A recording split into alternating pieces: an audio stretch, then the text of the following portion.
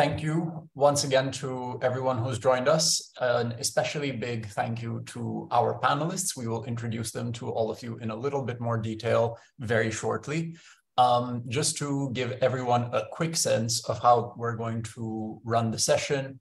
We're going to have a quick introduction, of course, and then I'm going to ask each of our panelists to give us a bit of an introduction on what has been happening with Adani interests and projects in their respective countries of interest.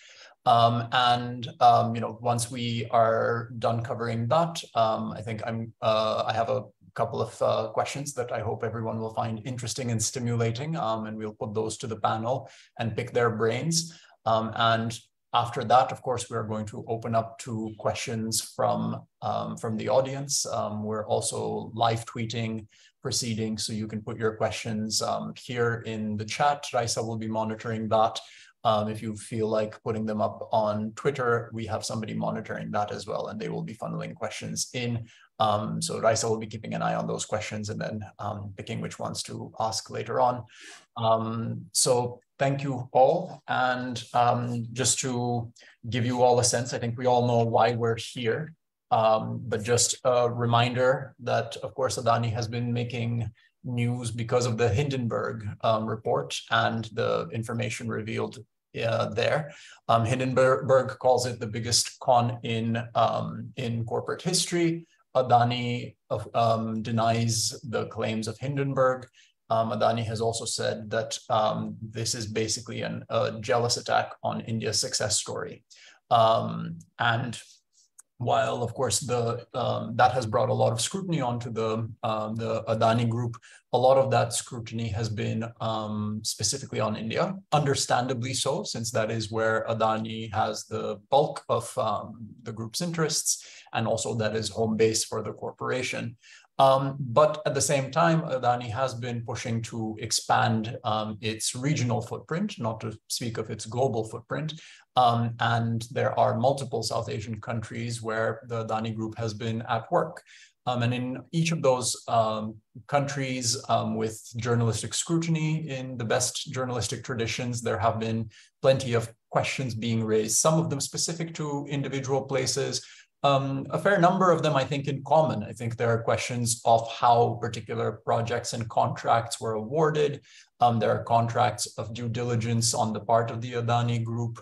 There are there are questions of political influence, including on more than one occasion, claims that there was direct pressure on neighboring governments from the Indian government to award certain contracts to the Adani Group.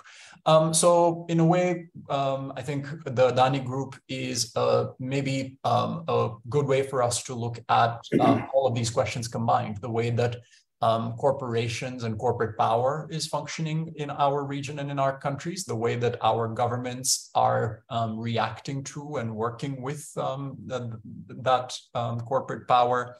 And also questions, of course, of what this means from a more democratic standpoint. Are the deals that are being struck really being struck in ways that are democratically transparent and democratically beneficial to all of the people of South Asia? So that's why we are here. We're trying to open the lens to look at Adani in India, of course, where there is lots of scrutiny due, but also elsewhere across South Asia, primarily in Bangladesh, Sri Lanka, India, and Myanmar. Though I will say here very briefly that Adani does also have a wider footprint. They've expressed interest in a hydropower project in Nepal. So far, no movement beyond that. And in Bhutan, there is a power transmission project that Adani is also involved in. So it is, of course, a larger footprint, but I think the places where Adani has the most interest regionally and also has done the most work already are the 4 countries that we are looking at today. With that, I'll hand it over to my colleague Raisa, with a big thank you to Raisa, and also a silent hand of thanks for the team at Himal South Asian who worked hard to put all of this together and organize everything. So thank you guys. Thank you to everyone behind the scenes. Raisa, if you could please introduce all of the panelists. Thanks, Roman. So yes, without further ado, I'll just introduce all the panelists today. And we're thankful to all of you for joining us and sharing your expertise with us. So joining us from Bangladesh, we have Zia Hassan, who is a development economist and the author of Development Mirage, the untold story of Bangladesh's economic development. We also have Rawan Araf, who is the principal lawyer and executive director at the Australian Centre for International Justice. And from India, we have Ravi Nair, who is a freelance investigative journalist based in India with bylines in NewsClick, The Wire, Money Life, Frontline, and Jantaka Reporter. And from Sri Lanka, we have Ratindra Kuruvita, who is a journalist and researcher based in Colombo, with a focus on security and international relations. And we, of course, have Roman, our editor, who will be moderating the conversation today. Thanks, everyone, for joining us. And I'll hand over to Roman now to take on moderating. Super. Thank you so much, Raisa. Ravi, I was hoping that we could start with you because, of course, ground zero, the center of gravity, whatever you want to call it when it comes to the Adani Group is, of course, India. It's Gujarat, to some extent, of course, I think also Delhi, though I think the whole country basically at this point as the corporation is spread. I was hoping that we could ask you to briefly tell us and remind us what's been happening with the Hindenburg the Hindenburg report and how Adani and also the Indian government have reacted and responded to them. Even before the Hindenburg report research report published on 24th of January, there are many journalists here in India kept pointing out many of these things. And if you read Hindenburg reports and if you followed these stories by the journalists did here, most of the things you can see in the Hindenburg report, they have taken it further actually. So in a way, Hindenburg report didn't say anything new, but they expanded what was already there. And being a short seller based in USA, there it got more traction in the financial market. That's what exactly happened. So after that, what happened was Adani Group denied all these allegations. But if you go through their 413-page reply to them, it was very generic. It was not specific to each and every allegation what Hindenburg Research, raised. For example, if you look at the FPIs, foreign portfolio investors named by the Hindenburg in the Hindenburg Research report, Adani's reply just merely states that these are done as per the regulations. That's it, nothing else. In the case of Vinod Adani's links with various offshore entities related to the promoter group, the reply said that he has no holding in the company, in the sense he is not a director or a manager. He doesn't hold any position as such in the group, right? Then a few people filed a case in the Supreme Court. So I mean, the Supreme Court ordered SEBI to do an investigation into certain aspect. That is a regulatory aspect. The report probably will be published next month, by middle of next month, submitted to the Supreme Court by next month. But the real question is, there are two aspects to it. Regulatory, of course, the regulatory aspects are there. The second is a political and economic aspect. Mm-hmm. Now, when it comes to the investigations,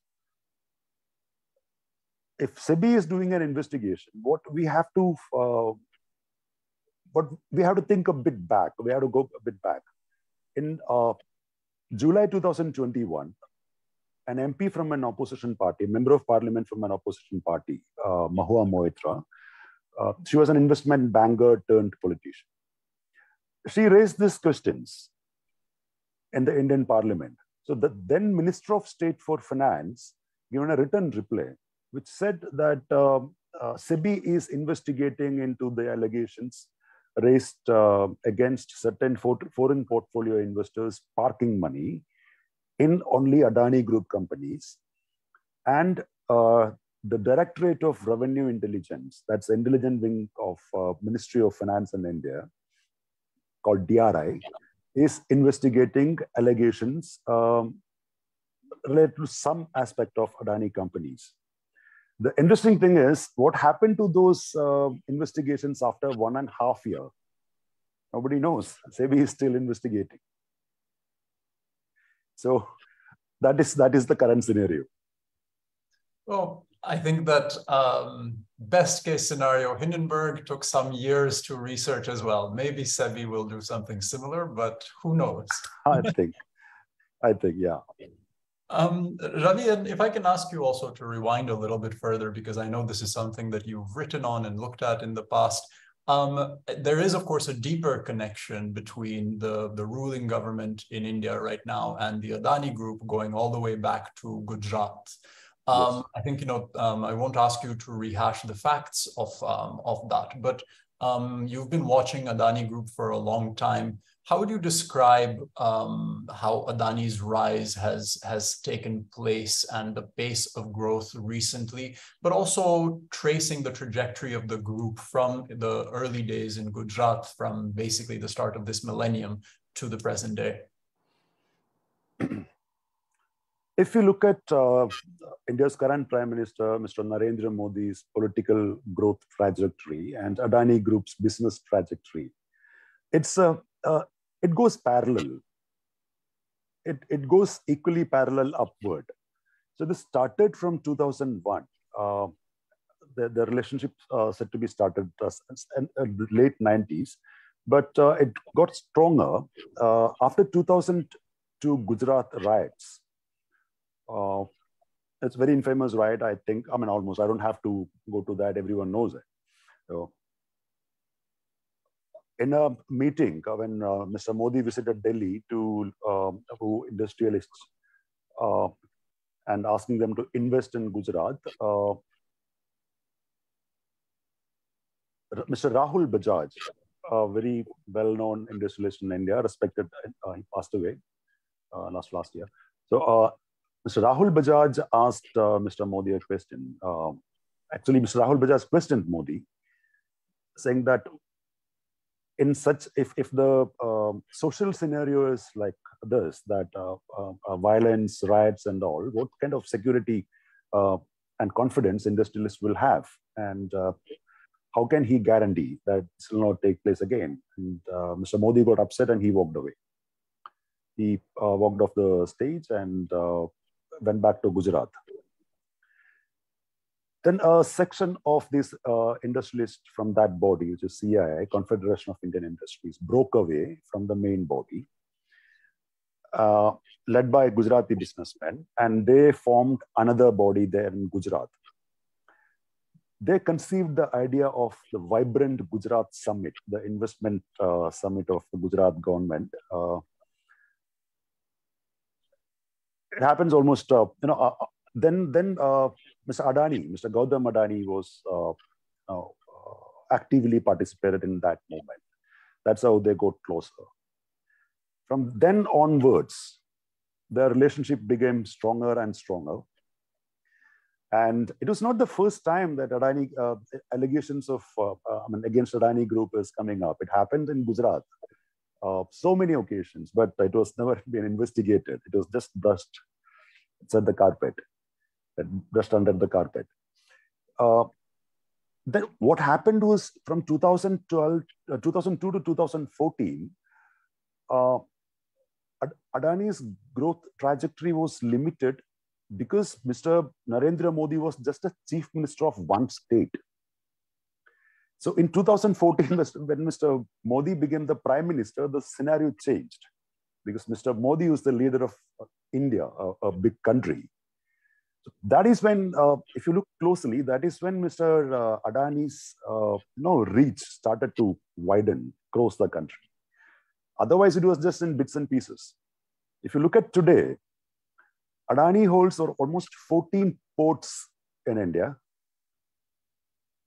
7 airports, and 1 is under construction. Okay, Adani holds private railway rakes, grain silos, coal mines, mine development operations, is the largest private player in the power sector, the largest player in the renewable power sector, both traditional and renewable power sector. You name them, everywhere, it's Adani. Look at edible oil, for example. He has, the brand name, it's there in Sri Lanka and Bangladesh also, Fortune, right? So his business has been expanded, in manifold in the last 8-9 years after Mr. Modi became the prime minister. So it's even in 2014, after winning the election, Mr. Modi came into Delhi to sworn in as the prime minister in Adani's private aircraft. Mm-hmm. That itself speaks volumes, right? And there are photographs which was widely published across the media, and recently the now suspended suspended Congress MP Rahul Gandhi shown that photograph in the parliament. Mm-hmm. While asking questions, what is Mr. Modi's connection or Mr. Adani's connection with Modi? So these questions were expunged from the parliamentary records. Nobody answered, and nobody is bothered to answer. Mm-hmm. Thank you, Ravi. And another thing, of course, that's been in the news on the Adani Group, the latest report, I think, was in Al Jazeera, where I think journalists uncovered documents that showed that there was special consideration given to the Adani Group for a certain coal mine that was awarded to them. I think it must be acknowledged that, again, there were other journalists, I think the Caravan among them, who had looked at that and broken other documents looking at that deal earlier on as well. The Adani Group, of course, has said that all contracts and deals awarded to it have followed due procedure. Now, my question is, of course, the previous government before Modi and the BJP took power in Delhi was hit pretty badly by a huge scandal when it came to the allocation of coal mining blocks to large corporations. In India, for those of you not in the know, this was the infamous Coalgate.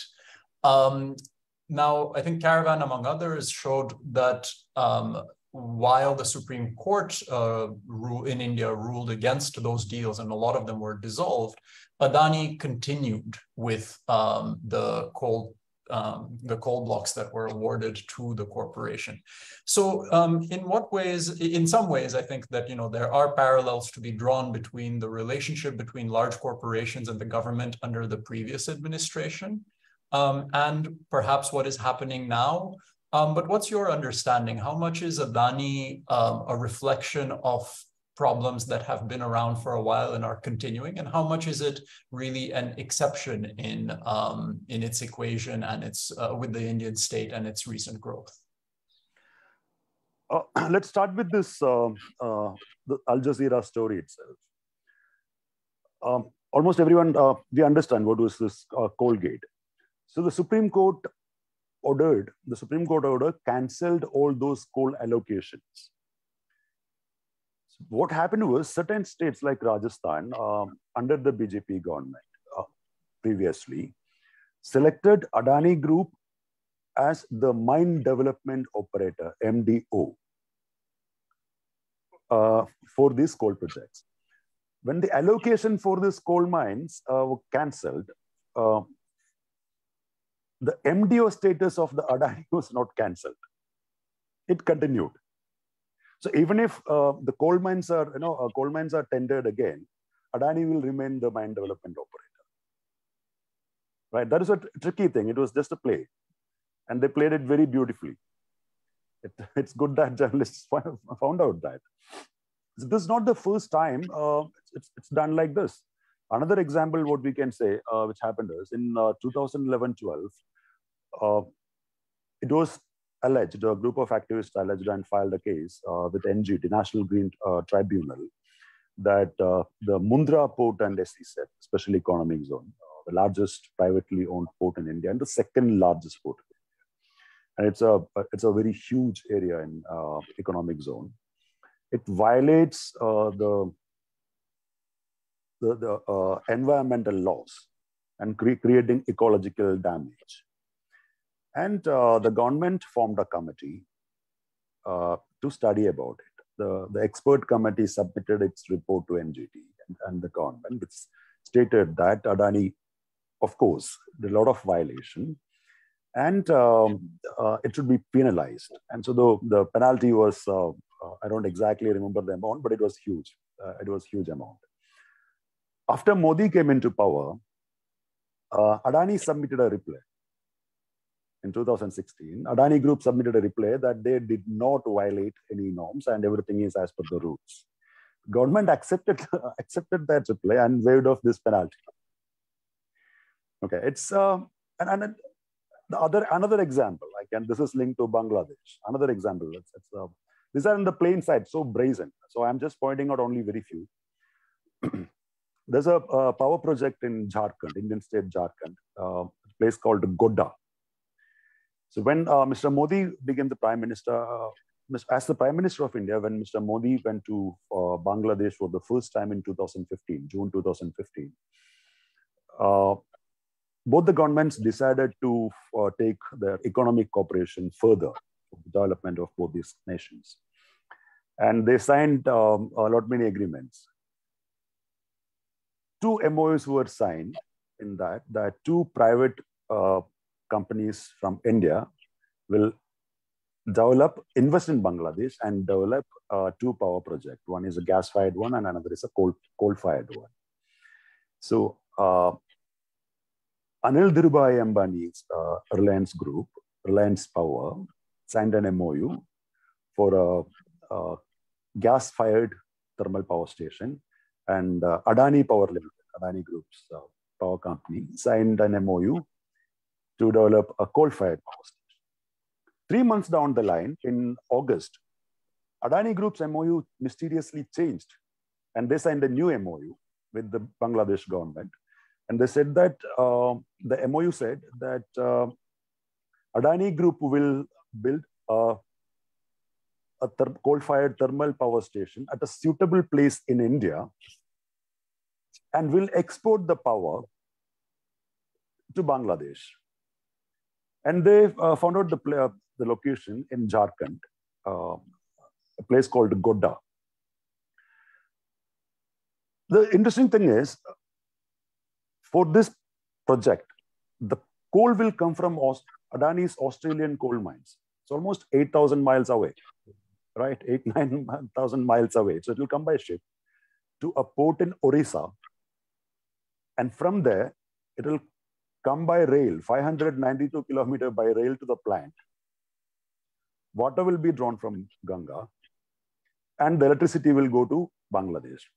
This is a very unique project. I mean, nothing else. Why it is unique, I'm coming into that.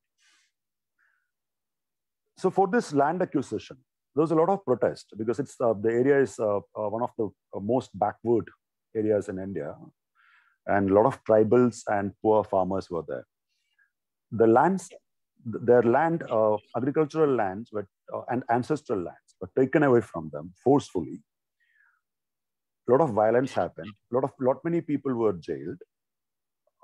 Adequate compensation were not paid for a private player to put up this plant, and government did this.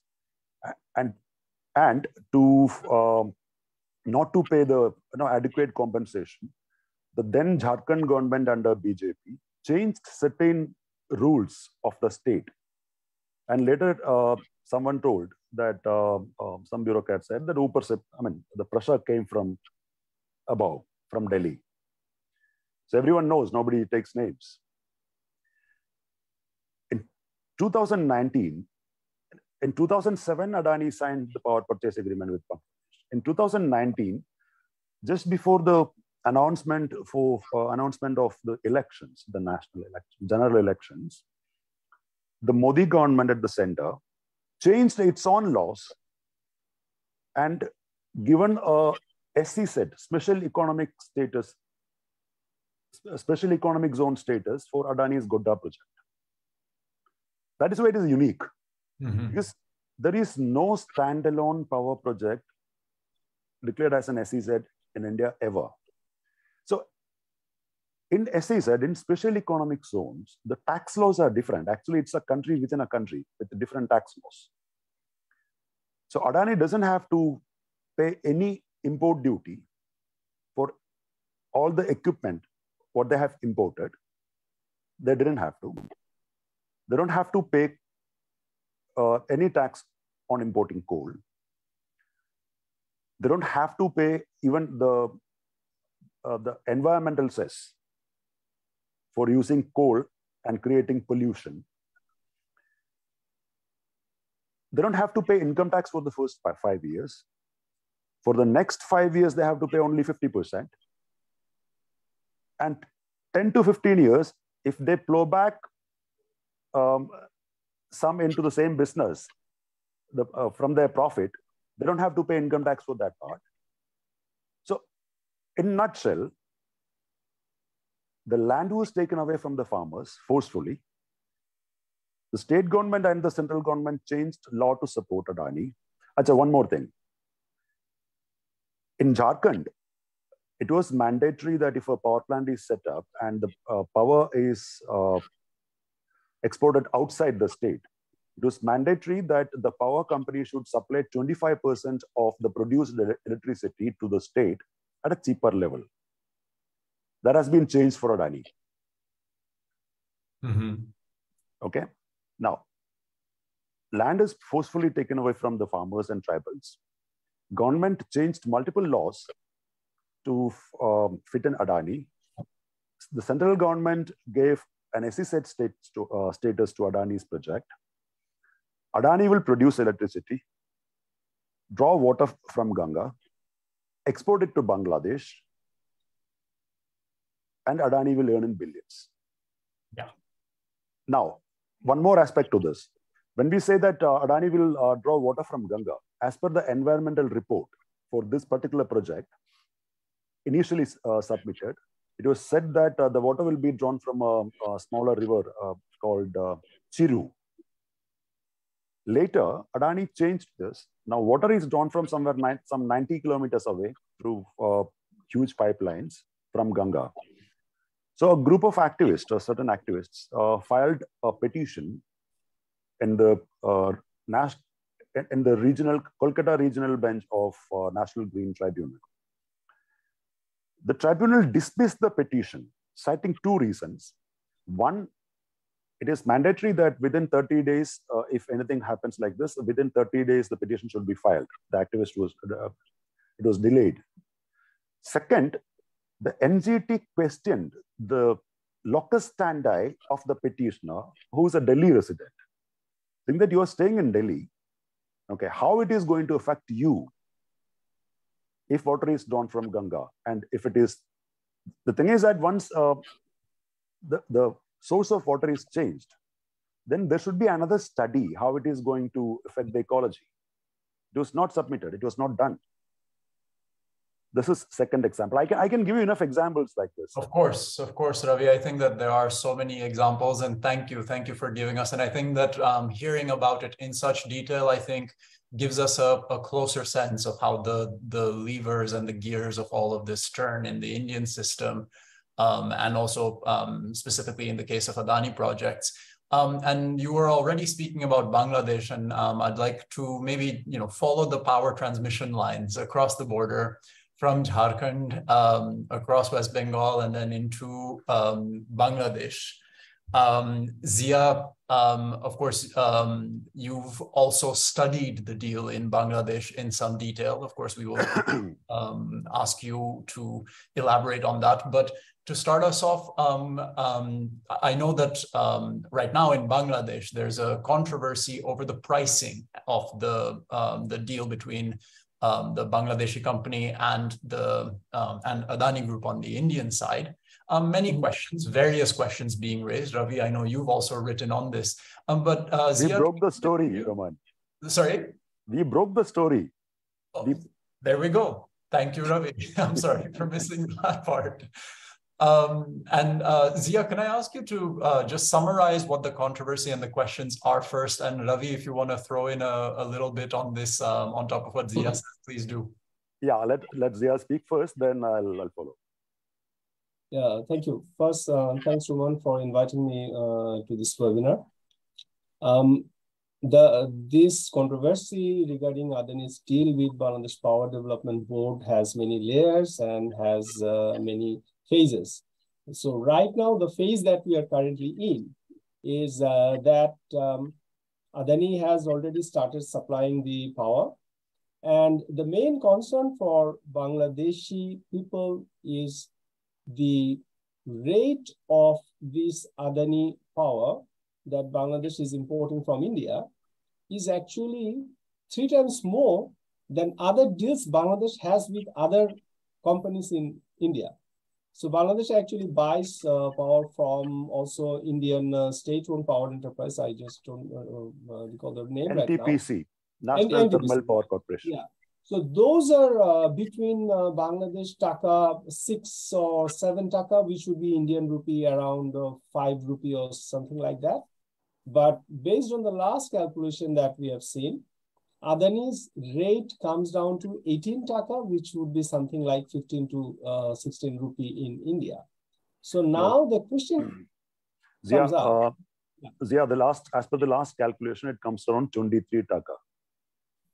It was 23 taka, but anyway, so I will not get into details of it because there has been many phases of discussion. Now the coal price has come down, so there has been little correction to that.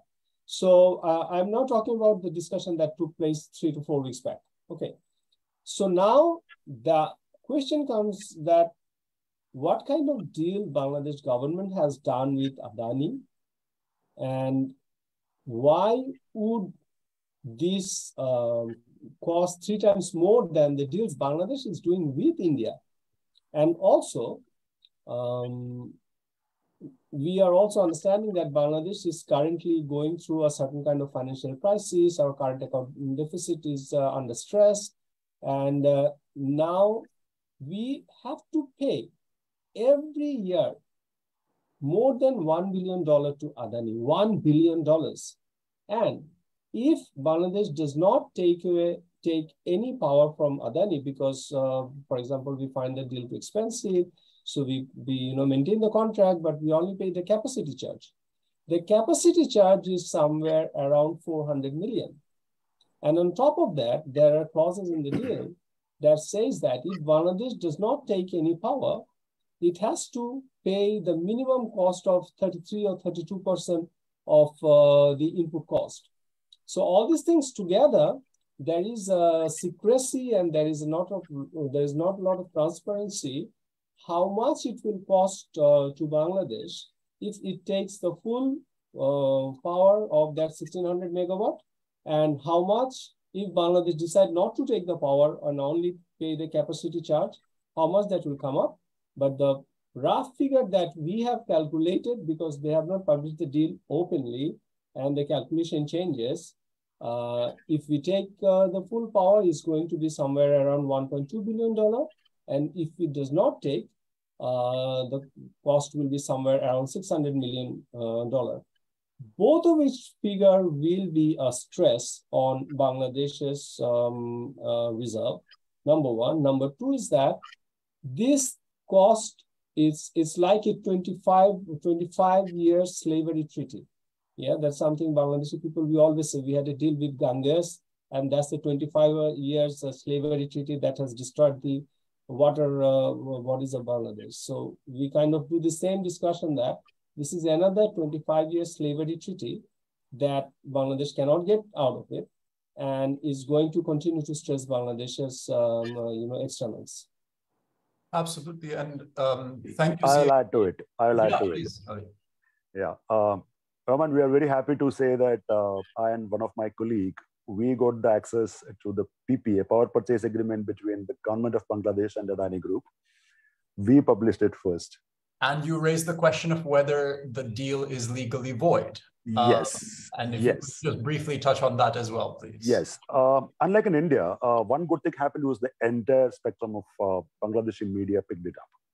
In India, nobody touches these kind of things and never questions. And unlike that, I'm happy that the Bangladesh media is very active, at least, in questioning the government.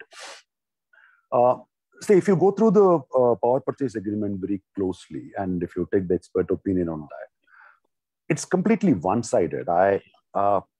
We actually fail to understand why did the Bangladesh government sign such a PPA. Then, I mean, one aspect of it is that one former chairman of Bangladesh Power Development Board told Washington Post in last November or December that Sheikh Hasina knows pleasing Adani is pleasing Modi. Or if she pleases Adani, Modi will be pleased. So maybe that's why, and that's what they said. Here, the cost aspect already hasn't explained. The capacity charge, it's a mandatory charge, whether Bangladesh buy or not, buy the power or not, they have to pay the capacity charge.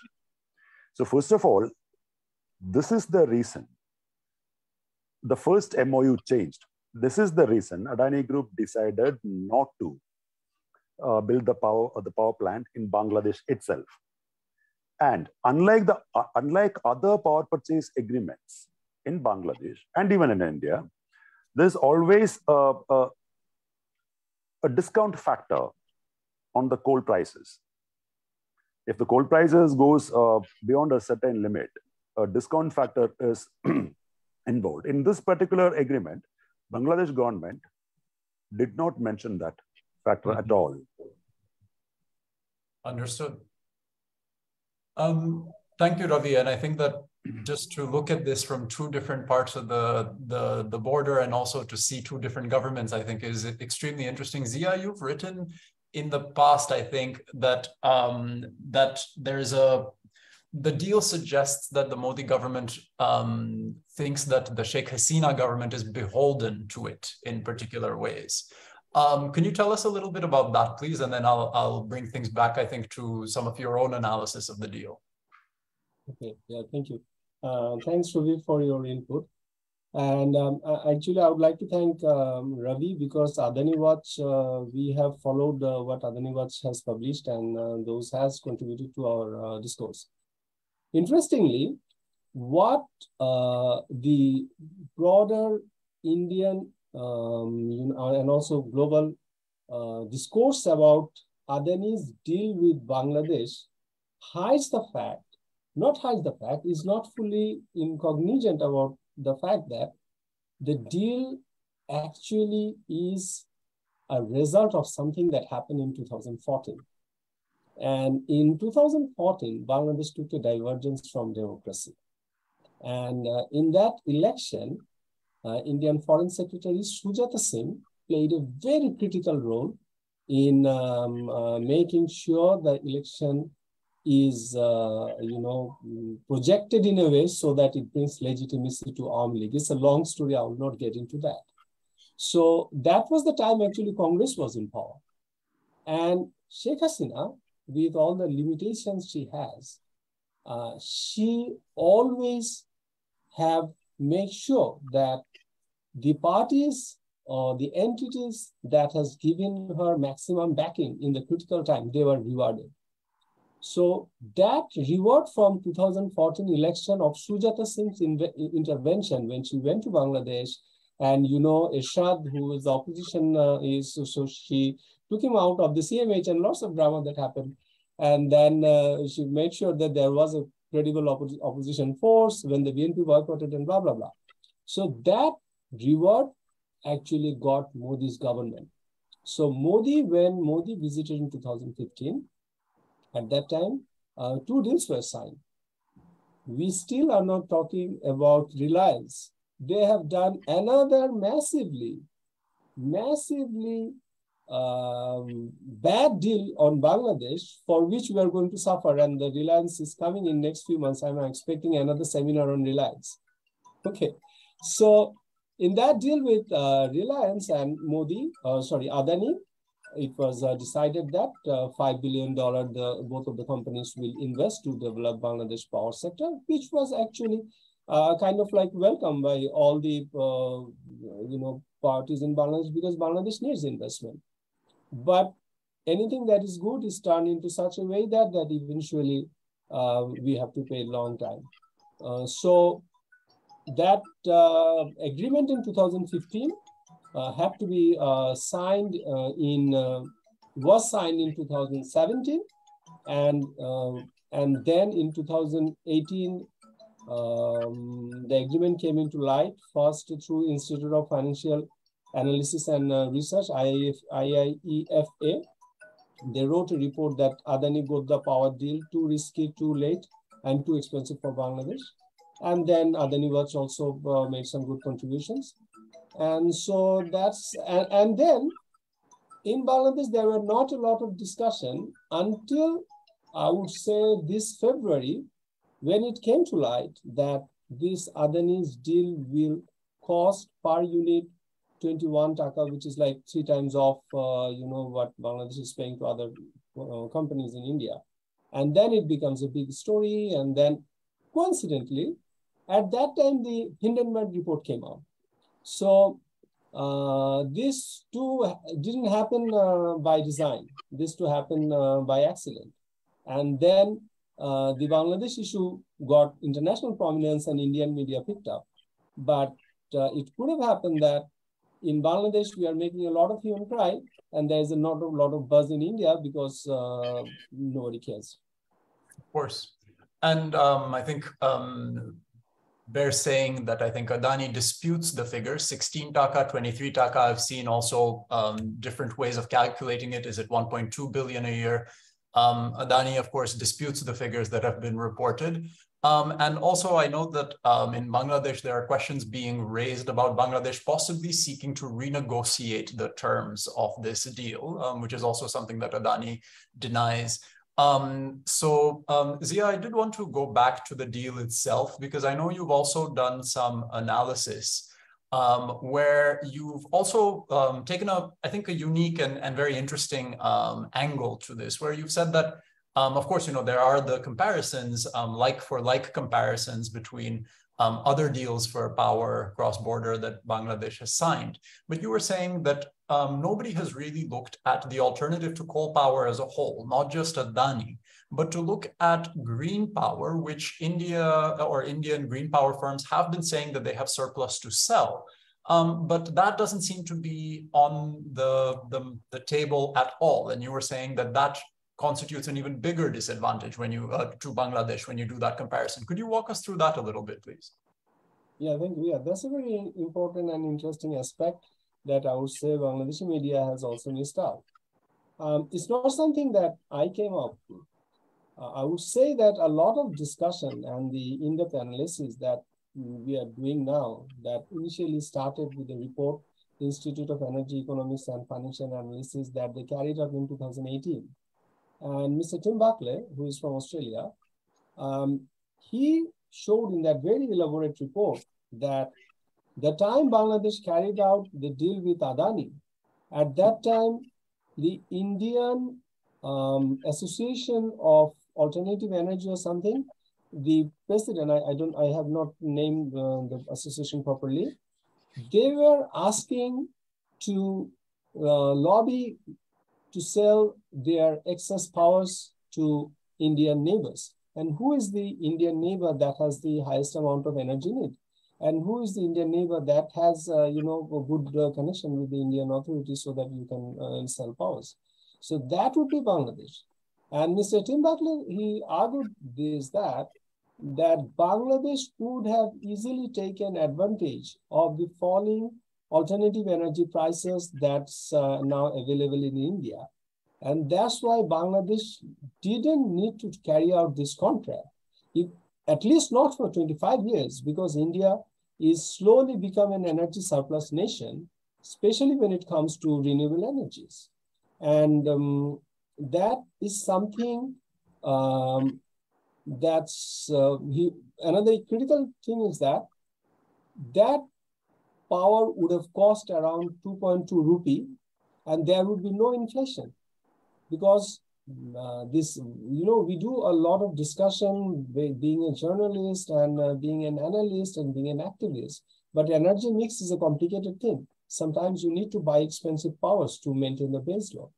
So his point was, Bangladesh didn't really need to buy power from Adani because we have baseload capacity from our sitting, diesel-powered and also our gas-powered power stations. So his idea was this, that Bangladesh should have avoided getting into this very expensive deal.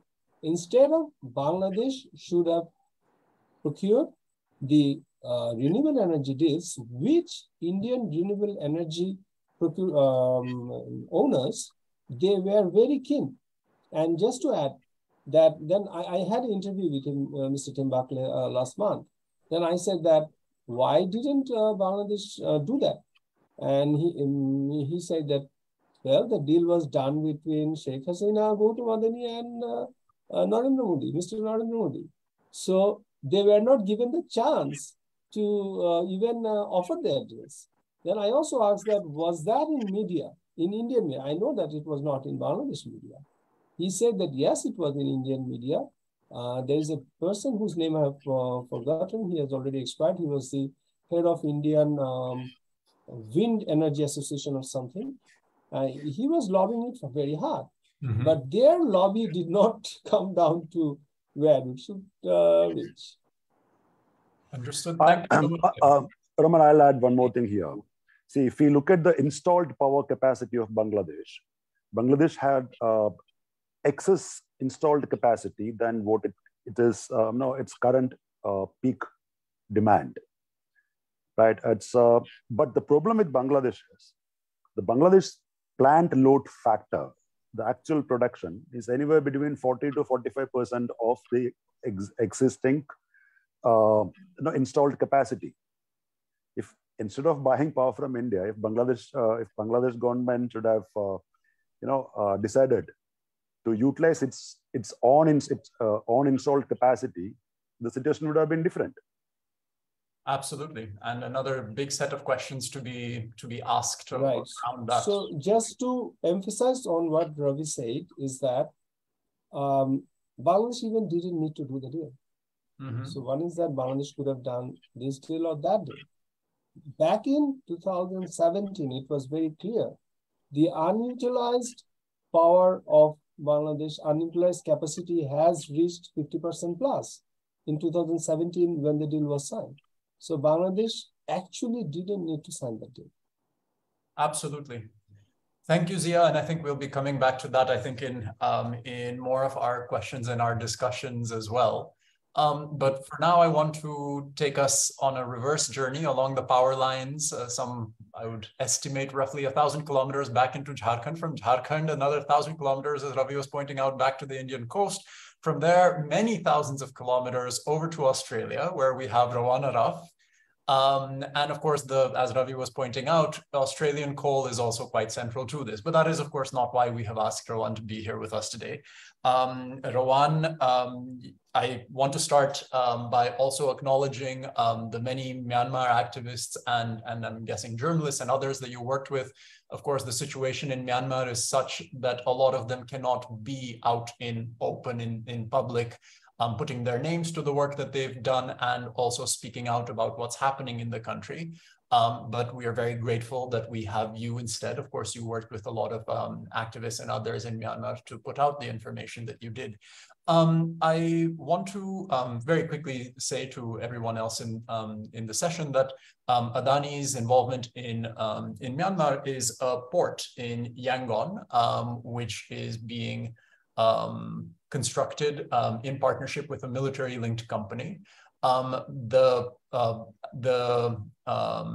The group Justice in Myanmar, in partnership with Rowan, put out a report about this and about Adani's links both to the current military regime and to this specific project.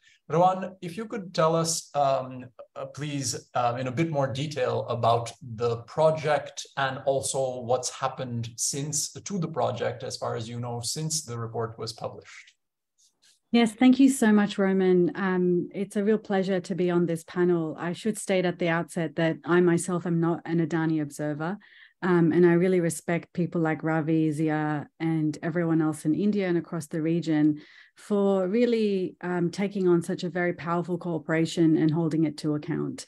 Thank you also for paying respects to the activists in Myanmar. Our very brilliant partner organization, Justice for Myanmar, has really been so pivotal to exposing Adani's links in Myanmar, and we were very fortunate to work with them. I should state at the outset also that ACIJ is a legal center. We work with community organizations, diaspora groups, community groups, and other partner organizations to provide accountability, expose wrongdoing, and work with these communities to find remedies for international crimes, which we would define as genocide, crimes against humanity, war crimes. And so we came to this really after the campaign against the Rohingya ethnic and religious community in Myanmar, the Rohingya, which in 2017, as your audience might know, were exposed to a genocidal campaign from the Myanmar military. And so that set off, ongoing accountability processes in the UN.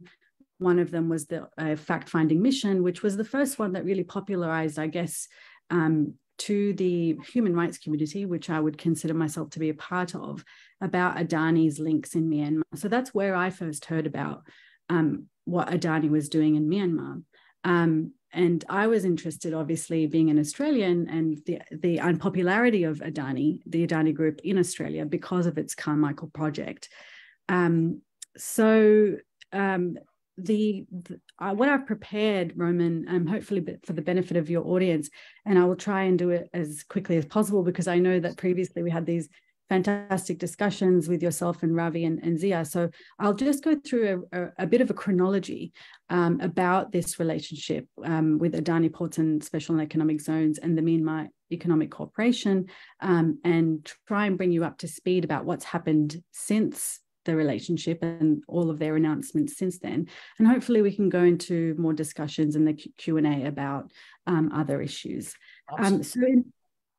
So in May 2019, Adani Ports and Special Economic Zones, which we'll call Adani Ports, entered into a BOT contract. That's a build, operate and transfer contract with the Myanmar Economic Corporation, the MEC for short, to build a commercial international port in Yangon. And in the process, it would lease land held by the MEC for 50 years. Now, MEC, as you've stated, is a military holding company. It's owned and controlled by the Myanmar military. As a part of the process in the establishment of this contract, Adani Ports committed to investing $290 million for the entire project. And the contract itself was entered into less than 2 years after the military's ethnic cleansing campaign against the Rohingya, which is considered to be really wildly considered to be a genocidal campaign. And also less than a year after the UN fact-finding mission warned foreign corporations from engaging with the Myanmar military's two conglomerates, that's MEC and MEHL. In August 2018 rather, the UN fact-finding mission, which was established by the United Nations Human Rights Council, listed Adani as one of the 58 foreign corporations that had entered into or maintained commercial ties with either of these two companies. So this deal is obviously very bad for many reasons, but more because foreign investment in Myanmar facilitates endemic corruption, and it allows the military to channel crucial funds that should be used for the public and to itself. And so the military, as we know, led a violent coup just over 2 years ago on 1 February 2021, toppling a democratically elected civilian government. And the coup, as you've stated, has resulted in mass repression across the entire country and ongoing atrocities, ongoing war crimes and crimes against humanity. Put simply, as one United Nations fact-finding mission member, the Australian Chris Sidoti said, any deal with these companies puts hands directly into the military, and that's the bottom line.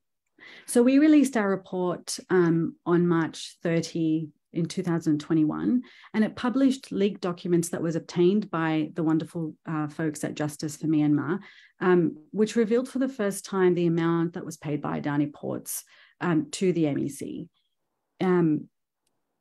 To the MEC. And so it was a total of $52 million of land lease fees and clearance fees. And one thing that we've always been interested about is the question, I think there was in addition to the $30 million of a land lease fee, there was a land clearance fee of $22 million. And so we don't know who the recipient of this is. We expect that it would be MEC, but it seems like a lot, as somebody that's not really doesn't really understand the building and construction of ports, I guess a very lay understanding, but $22 million for land clearance fees seems like a very exuberant amount. And so I think there should be questions raised about this amount in general, the potential about whether there's any kickbacks, within that fee itself. And so I think that was always something that was, I guess, a question that we were never able to answer. So if the journalists listening in, if they can chase that, that would be really fascinating to know. Because of course, Adani Ports has always stated that, it's always maintained its contract with the MEC has always been maintained with due diligence, but it's never released these reports. Of course, Adani Group is not known for its transparency. We've called on Adani Ports to release these their due diligence reports, which they say they've conducted, but they've never released them. And I think also the United Nations fact-finding mission requested that they release it, but we've never heard about that. So our report also interestingly published photos of Adani Ports' CEO, Karen Adani, exchanging gifts with the Commander-in-Chief of the Myanmar military, the Senior General Min Aung Hlaing, in a tour of the Mondara port in India in July 2019.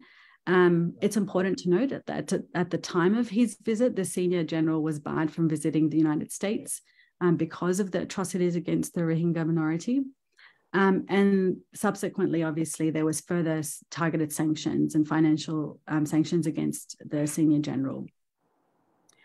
It's important also to note that the Adani Group never responded to the United Nations fact-finding mission when it, publicly listed them as one of those foreign corporations involved with the military corporations. In February 2021, so this was quite interesting. It was just before we released our report. Adani Ports responded to the Business and Human Rights Center. That's an online portal that researches business and human rights issues around the world, stating that we categorically deny having engaged with the military leadership while receiving the approval or thereafter. But of course, we published these photos, which were already available online. I mean, Min Aung Hlaing had them on the military's website, on their social media. It only just took us finding them for us to release them. I mean, it was really laughable, and I think it's insulting. I think that Adani thinks it can mislead people in such an apparent fashion. It's probably something that's happened in the past, and your guests might know about this. But for me, as somebody who came quite recently to looking into Adani, I just thought this was really, really insulting to our intelligence that they would make such an outright denial when there was photographic and video evidence that clearly showed Adani CEO Karen Adani, giving Min Aung Hlaing gifts and touring the port, Mondara port, with them. Interestingly, also in February, so again, just before our report was released, there was an earnings conference call, and this is about a few months after the February coup. There were questions about Adani Ports' contract in Myanmar. And Karen Adani essentially stated that it was business as usual. The port was in full swing, he said, and that they expected the terminal to be commissioned by April 2021. Then there was a follow-up question to him about whether the contract was rock solid, irrespective of the political situation there. And Adani says, yes, that is there. So this exchange, I think, reflects that Adani Ports' overriding preoccupation was with the port build, not the catastrophic situation of the coup, and that their business partner was now running the country. So all of these flowery, subsequent flowery statements that Adani Ports had about we respect human rights and all of this stuff, I think flies in the face of this very important conversation that they did not care. They cared about the fact that the port was continuing to be built, remembering that it was a few months after the coup and the very devastating human rights situation that was facing Myanmar. So after the release of our report, which, as I've just detailed, leaked those documents showing the land lease fees that was paid, and also those photos, which again I state was not something that we, was broken by us in a way. We just put it all together and analyzed it. They issued a statement. And so the statement, I think, became very typical of what we are used to from Adani: obfuscation, dishonesty, crafty and ingenuine language about their so-called respect for human rights, and that this project is so-called, is benefiting the people of Myanmar.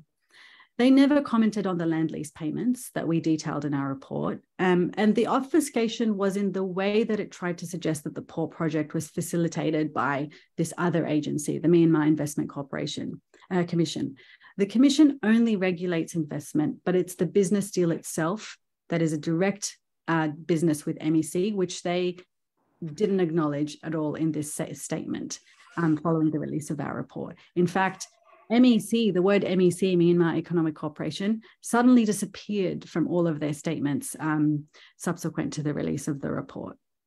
So again, failing to acknowledge this direct business when previously they had, it was just following the release of the report. And so in April 2021, what we had was a few human rights groups, environmental groups got together and put in a case to the Dow Jones Sustainability Index, a case for review, they call it, and Adani Ports was taken off the Dow Jones Sustainability Index. So this was the kind of impact that we saw was starting to happen following the release of the report. Now, in May 2021, came news, I think it was first published in Reuters. They were reporting on an investor document that Adani stated that if it was found to be in violation of US sanctions, it will exit Myanmar. It said, in a scenario wherein Myanmar is classified as a sanctioned country under the Office of Foreign Assets Control in the US, if it opines that the project violates the current sanctions, Adani Ports plans to abandon the project and write down the investment. And so OFAC is the office within the US Treasury Department that administers the country's economic and trade sanctions. And, this isn't, here we go, the beginning of another kind of line of reasoning that Adani Ports had subsequent to the release of our report. And it became about the issue of sanctions. And so it didn't need a determination. We would say, we said at the time, it didn't need a determination from the US OFAC that it was in violation of sanctions, regardless of whether there were sanctions or not. It should disengage responsibly and comply with their human rights obligations. For example, in October 2020, global shipping giant Maersk ended its use of the military-owned ports in Yangon and Myanmar because they recognized the real human rights risks and potential complicity by continuing to use those ports. So this global shipping company did announce disengagement with the military ports in 2020. So before the coup, but after the release of the UN fact-finding mission's reports. Okay, so June 2021, what do we have? We have an annual investor summit. Adani Ports disclosed that in actual fact, they had paid $90 million in land lease payments to MEC. That's I think the first time that we saw confirmation of a different sum. And in the Q1, sorry, this is Indian financial year, is very different and it's always confusing me. in its Q1 financial year 2022, Adani Ports stated that it believes that it is not in violation of any sanctions guidelines issued by the US or OFAC, and has therefore applied to OFAC for a general license to operate the port. So I think that indicated a real concern that there is a potential sanctions breach, which is something that we were saying in our report, that it could very well be in breach of US, European, Canadian, and subsequently Australian sanctions if it continued to engage and build this port. So in August 2021, what we did with Justice for Myanmar was write to the US Treasury, urging them to reject any request from Adani Ports for this general license and to be exempt. Of course, they wanted to be exempt from US sanctions on MEC.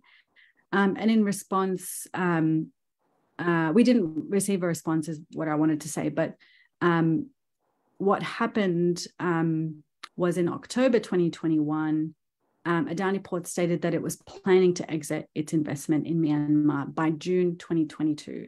So this has not happened. And I think the latest is that it's stated that it's failing to find a buyer.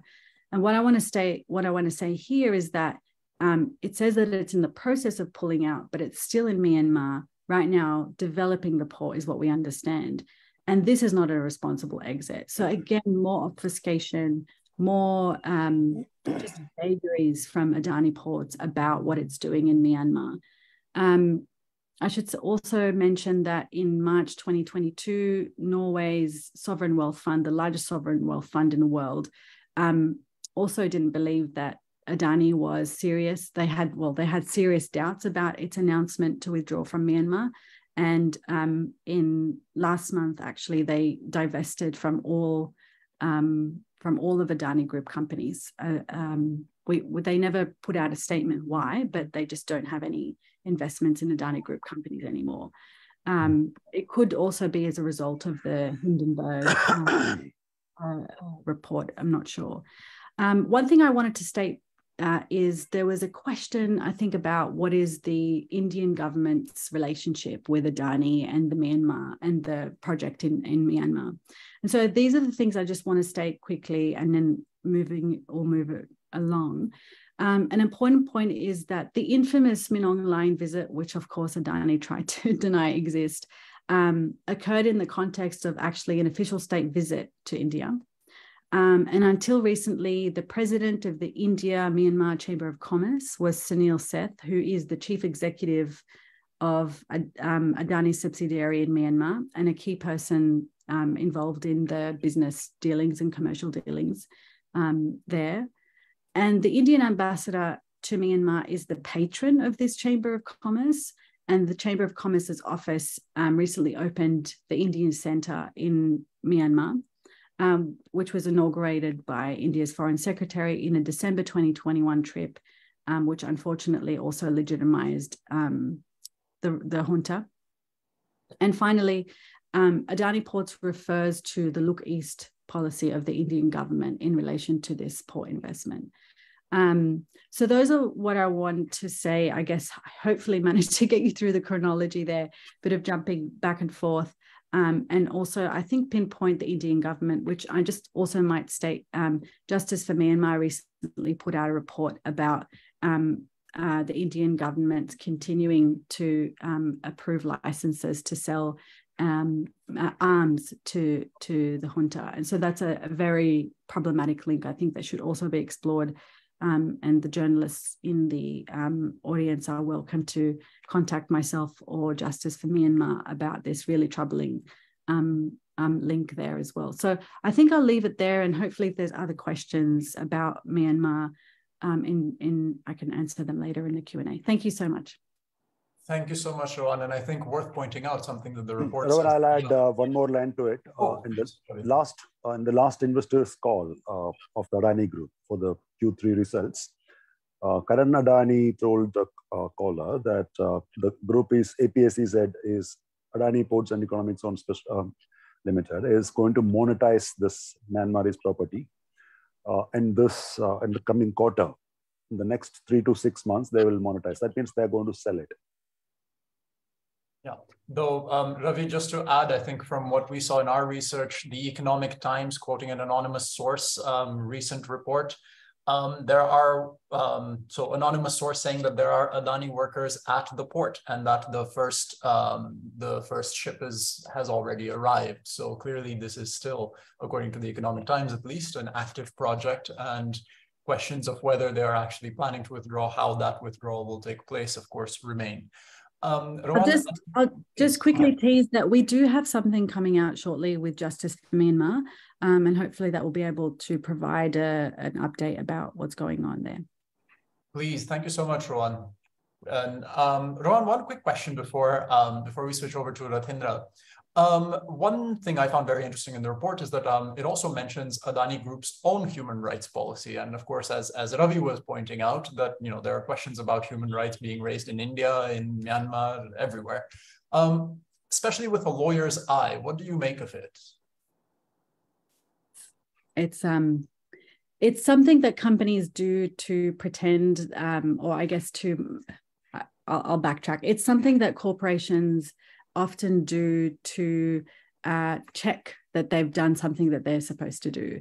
It's not very detailed. I don't think that there's been any updates to it, and they clearly don't follow it. That's all I'll say. Understood. Thank you so much.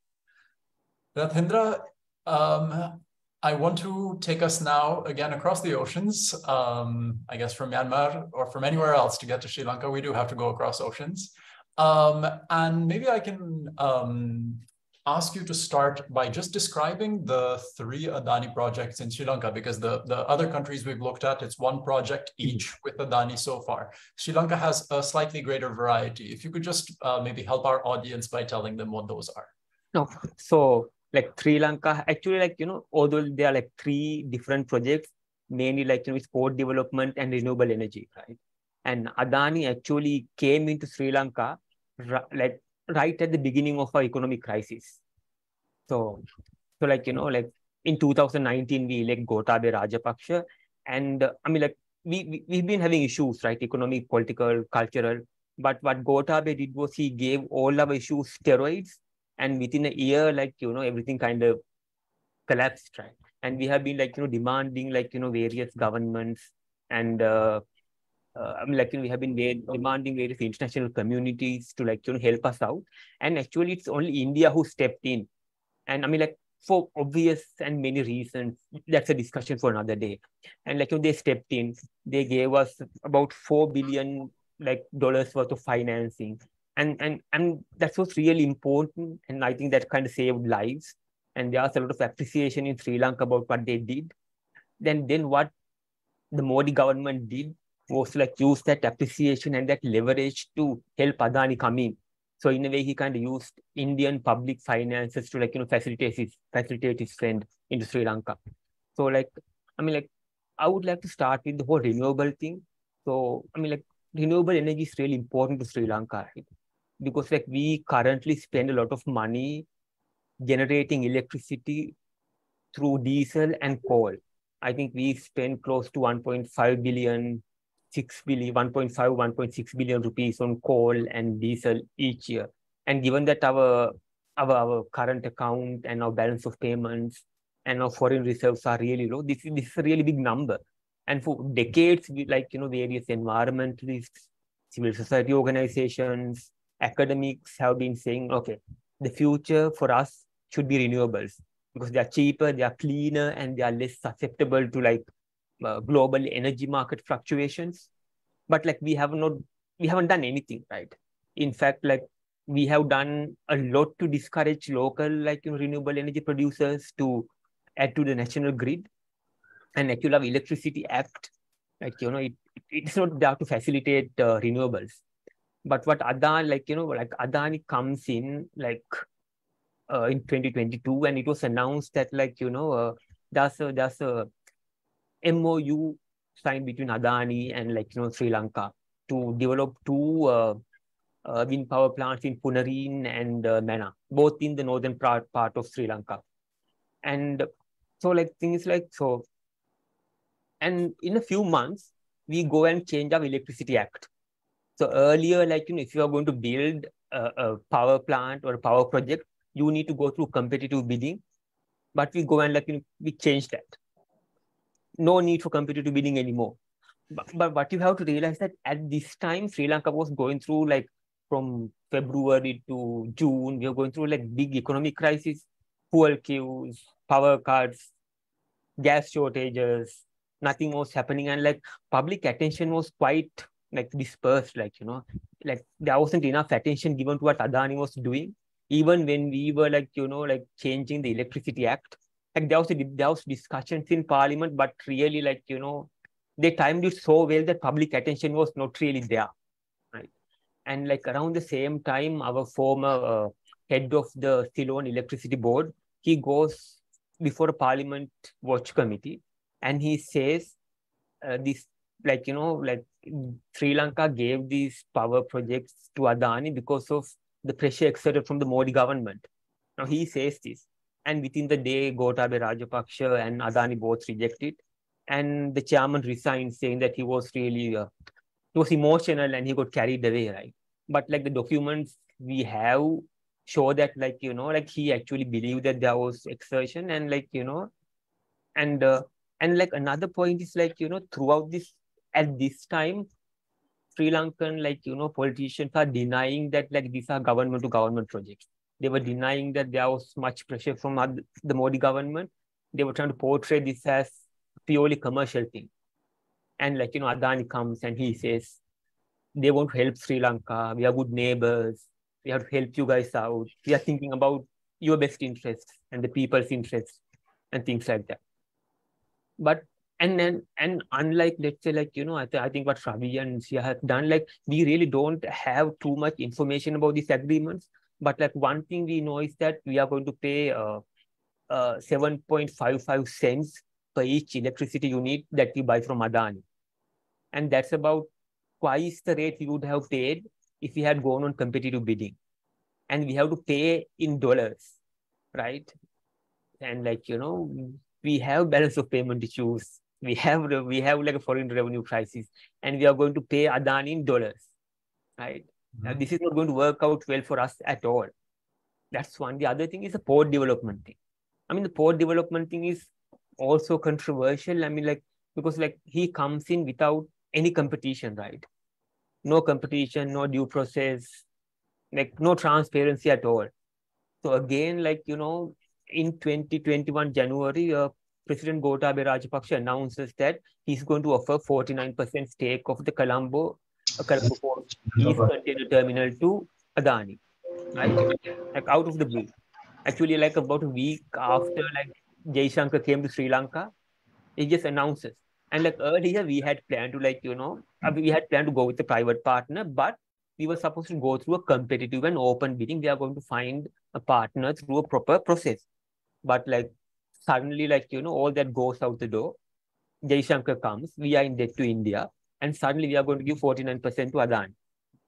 And like, at that time, like our economic crisis wasn't that bad. So people had time to focus and like, protest and take steps. So there was a lot of pushback from the trade unions, from political parties, CSOs, environmentalists, journalists, and Gotabaya take a step back. But like, he gives the West Container Terminal, like another, like, terminal we are going to build to Adani. And again, like, no competitive bidding, we just give it to him. So like, he has been able to come, invest in our strategic sectors without any competition, violating is a bad word, like completely, like, like the rules do not apply to him at all. There's no process. He comes in, takes over. So that's what has been happening. And to be honest, like, there has now, I think, like, we have a new government. Like, not new government, it's about 10 months old now. And their whole plan is to, like, privatize state assets. And like, and like, it, like, everything, like all the deals with Adani, with other companies are justified saying that state should not do business. And we are just going to, like, without any process, we are just going to dish out stuff to, like, companies like Adani. Yeah. And I'll add one more thing here to that port story. I have done a long story on this port stuff. we accessed the cabinet memorandum. There were 2 cabinet memorandums related to this port. We accessed both. One was by Justin, the then Minister of Port, named Justin Fernando, submitted to the Sri Lankan Parliament, which clearly stated it's as recommended by India. I mean, Adani will develop this port as recommended by India. Okay, it's a government-to-government deal. In the second one, it stayed the same, and they give a brief, detailed description about Adani Group and its business activities in India. The second one was in October 2020. It was signed by then Port Minister Rohita Abaya Gunawardene. So in both these things, they clearly states, the Sri Lankan minister states, as recommended by Government of India. So now it raises another question. It's a government-to-government deal. Who is Adani for Modi government to recommend this particular group as India's official representative for a strategic project? What is Adani Group? Is it India's official representative? Yeah. Ravi, and I think Ratindra as well. Ratindra, thank you for giving us that whole rundown. And I think you've raised 2 cases that I also wanted to point out. The fact that recently Ali Sabri came out and said that this is a government-to-government deal, pointing to the same thing that you're talking about. And of course, earlier, the reports, which then I guess were subsequently denied, or rather a minister coming out and saying and then backtracking that there had been pressure directly from the Modi government on Gotabaya Rajapaksa when the first deal was inked. I spoke to the then I interviewed on the record. I interviewed the then Sri Lankan Port Authority chairman, General Daya Ratnayake, and he said that India officially recommended. It's on the record. He said that the Indian government, Modi government, officially recommended the name of Adani Group as India's official representative to develop this port terminal. The unions were so strong that in their protest, they had to cancel the Eastern Container Terminal that was first proposed. Interestingly, Eastern Container Terminal, it was almost, partially operational. It's almost 40% constructed. And the union said that just hand over to us. If the government doesn't have money, we will develop it and operate. Government have to give us some support. That's it. But without any tender, this has been given to the Adani Group, and it was a consortium, not Adani Group alone. It was a consortium. It was another John Keels. John Keels. Yeah, it's a consortium of John Keels, and the SLPA, the Sri Lankan Port Authority, will have very they will be the minority stakeholder.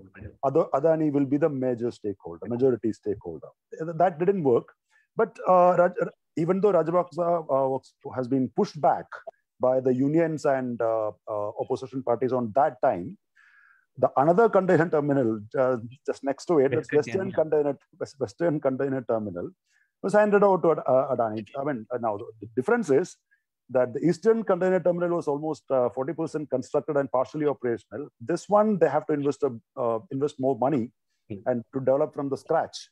So after this Hindenburg reports facts, when now banks are skeptical to fund him, how this is going to affect and how the group is going to invest money into that and how the construction is going to progress. Yes, the construction has not been started yet, if I'm correct. No. Yeah.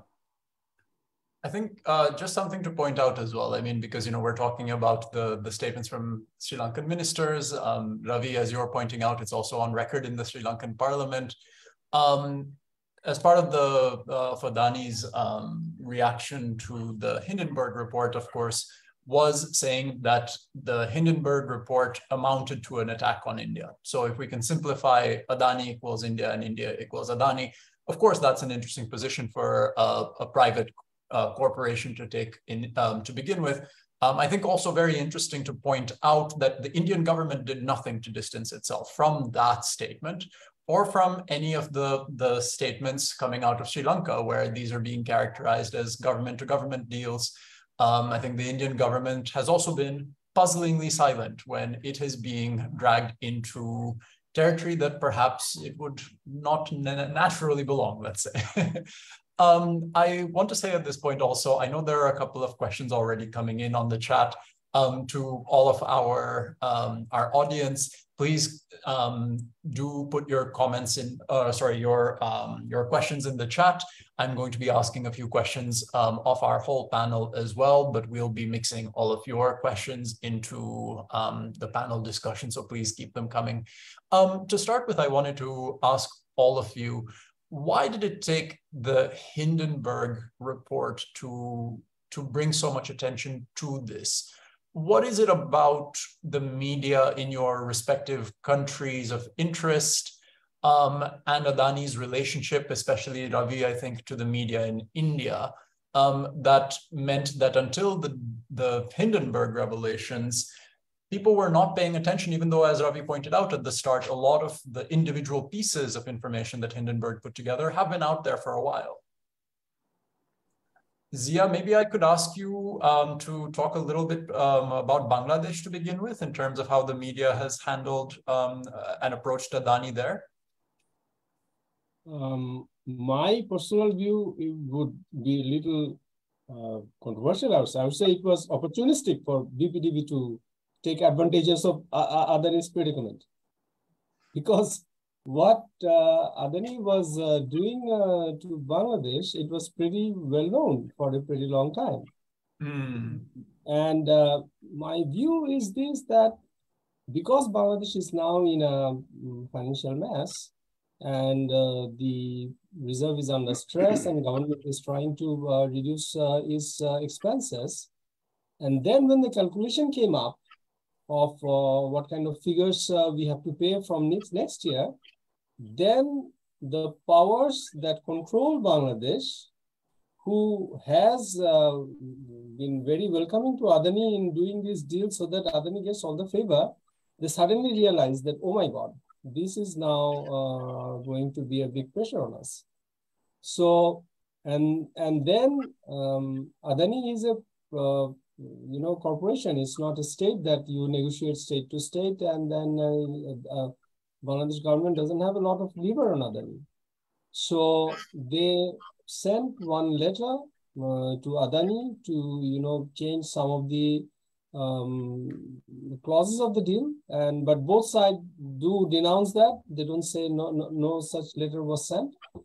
And then it appears that Adani has made a little concession, because the last figures that came out in the per unit rate for the power plant, that is close to the other deals that Bangladesh has done with the local power plants. So that is something Adani tries to say, that our deal costs similar to what the deals that Bangladesh has done with the local power plants. Those power plants are not, none of those are have come into operation, so we do not know how true is that. But critically, the important thing is that for Adani, we have to pay foreign exchange. For the local power plants, we do not have to pay foreign exchange.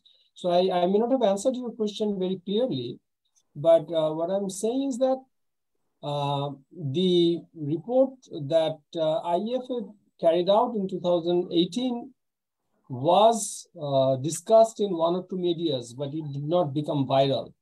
And Hindenburg, even Adani Watch, Ravi, the watch that they did, we, the people who closely follow what's going on regarding the major infrastructure issues of Bangladesh, we have seen that report much before. That also at that time didn't make a lot of sound. But when the deal, when the letter from PPDB that came out that per unit coal would cost 400 euro, and then the cost calculation came up that is going to be 22 taka plus. And at that time, all the hell broke out. And at that time, coincidentally, as I said before, the Hindenburg report came out.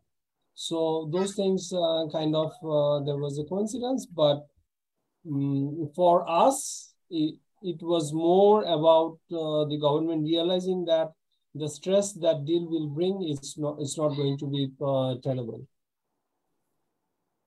Thank you. I'm going to open it up to the other panelists as well in terms of how the media has reported in the past and the present on Adani's deals in your countries. I might start off because I think the context is obviously different as it is for each of the different countries. But obviously, we're dealing with state media that's controlled. But the independent media in Myanmar, both inside and outside, has been reporting on the links, at least since the release of the report by the United Nations fact-finding mission. That's, I think, the first time that I've seen it in independent Myanmar media outlets. And they've continued to, I mean, I myself, since the release of the report, gave interviews to Myanmar Now, which I think is the premier independent media organization. I think that's now working out, the editor is not in the country, unfortunately, but they still have journalists on the ground very bravely trying to report the situation there. So I can't say about, I think, the state media, but I wouldn't imagine that it wouldn't have done it in any other way other than respecting the deal. Of course, the photos came from Myanmar state media, controlled media, when Min Aung Hlaing was visiting at the time. But I think what I want to point out is just broadly about the support for against the deal and against foreign businesses generally engaging in Myanmar with the military conglomerates. We had over 100,000 people sign a petition against Adani Ports' deal with the MEC. There was a further 390 civil society groups, which is a huge number of groups across Myanmar, that signed a letter that was addressed to the then Australian Foreign Minister, calling on the Foreign Minister to put pressure on investors in Adani Group companies, but also the Sovereign Wealth Fund, the Future Fund, which had very tiny investment, but nonetheless still investment in Adani Ports, for example. The National Unity Government, which is the government in exile, they welcomed a statement from Adani at the time when it said that it was exiting from Myanmar. Of course, there is a widespread recognition among the people in Myanmar and in the diaspora that a mass boycott of military businesses generally. So I guess that's how I can answer. I might not be the best to answer in that regard. There might be others in that might add to it, but that's at least from Myanmar's. Thank you, Ron. I think that does give us a very good sense, actually, of the lay of the land that way.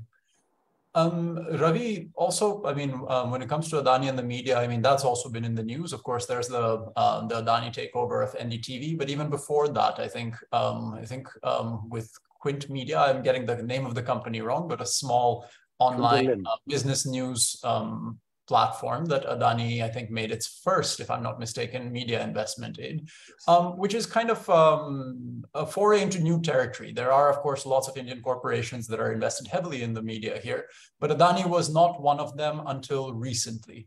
Ravi, do you think that's significant in how Adani is being looked at in the media? I know that there are lots of questions that have been raised in the past about Reliance's heavy investments in the media. Do you think Adani is kind of borrowing from an Ambani playbook? If you look at the last 6-7 years in India, probably from 2015 onwards, 15-16 onwards, the standalone articles started to appear on Adani, and people started to, a lot of journalists started to investigate Adani's various business interests.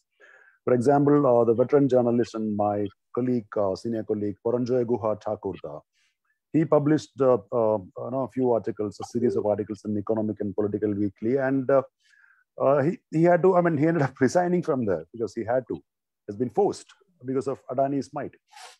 Then there are a lot of articles like Aruna Chandrasekhar, M. Rajshekhar. They have done very good pieces, very good investigations into Adani's various business dealings. mainstream media usually report if Adani get a new business deal of what is Adani's profit and those things. So I think Adani was looking for a platform, especially in the business media, that they can either cover up or replay on their own way for the articles like people like I do. Because we usually, as journalists, we always send questionnaires to Adani and they never answer. And that's the case with everyone. And how Adani Group treat media and journalists. The best example is yours truly. I'm one of those against whom Adani filed a defamation suit. Right. There are a lot many people. Paranjoy, Adani filed 6 cases against Paranjoy Guha Chakurta. There are other journalists from Economic Times and CNBC also are facing some defamation suits by Adani. They filed a case against The Wire once, I think, which just withdrawn much later. Another NewsClick, the news website, NewsClick has cases, and Adani got a gag order against NewsClick. So NewsClick, since last 2.5 years, they cannot write anything on Adani. They cannot even say Ada. So that kind of thing. In my case, it's very interesting. Adani didn't file a defamation suit against me for on any of my articles. The story is very interesting. A couple of Adani Group's employees were traveling through Gandhinagar, and when they reached an interior village, they opened the laptop and they saw a tweet of mine quoting some articles. Quoted from some articles. So they felt this is defamatory to their employer. So they went and complained to the employer. So the employer filed a defamation suit in that interior village. I don't know how this is the jurisdiction for that case. And interestingly, they compiled almost 25, 26 tweets of mine. Most of the tweets are quoted or paraphrased from published articles. Some of them are my own. Some of them are published by The Guardian, Sydney Morning Herald, Herald in Colombo, some other news website in Colombo, then Indian Express, The Hindu. So the funny thing here is those articles are not defamatory. When a journalist quote and publish this as a tweet or tweet these articles, that becomes defamatory to the Adani Group. So that's how Adani treats the people. And I here, before I forget, I want to add the human rights violations, the UN sanctioned violations of the Adani Group. I'm taking forward what Rowan said.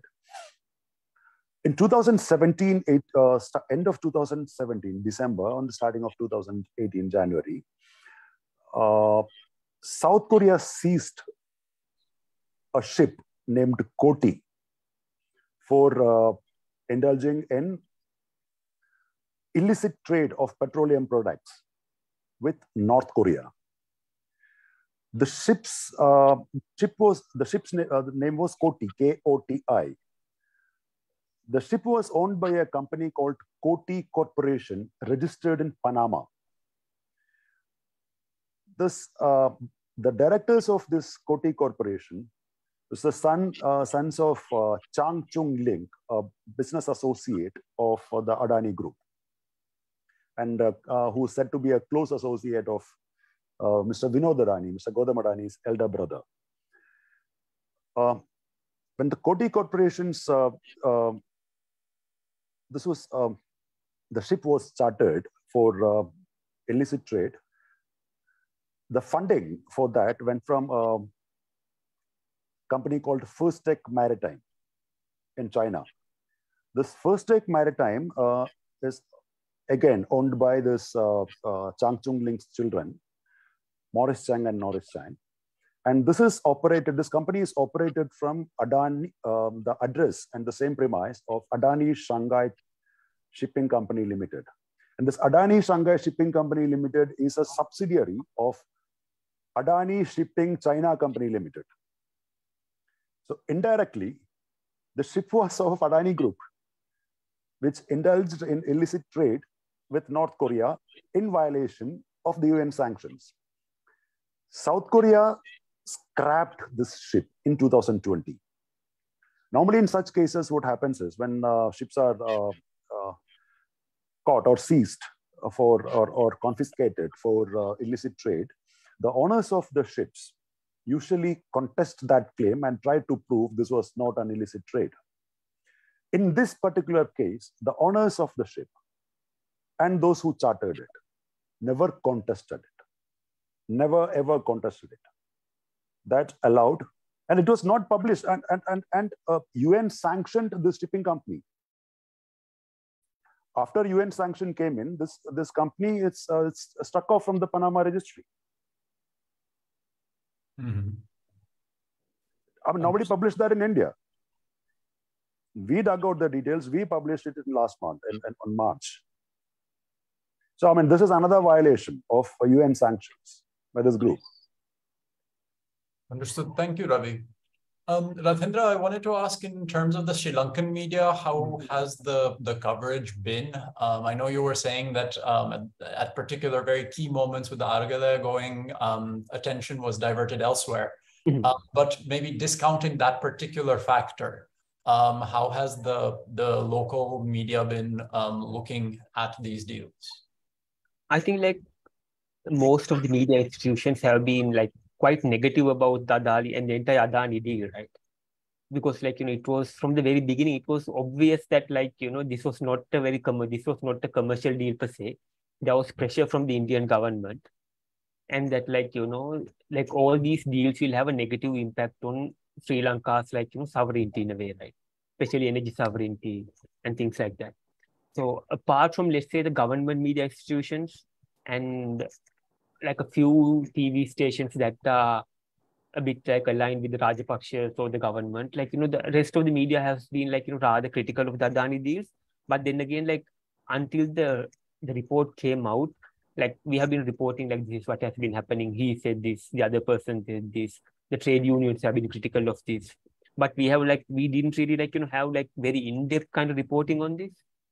Mm-hmm. Right? But I think like things are going to change quite significantly, because I think people are now traveling to like, various sites where Adani is going to build these wind power plants and things like that. So last week, like, a colleague of mine traveled to Mana. He wrote a story about like, how the people are reacting to this.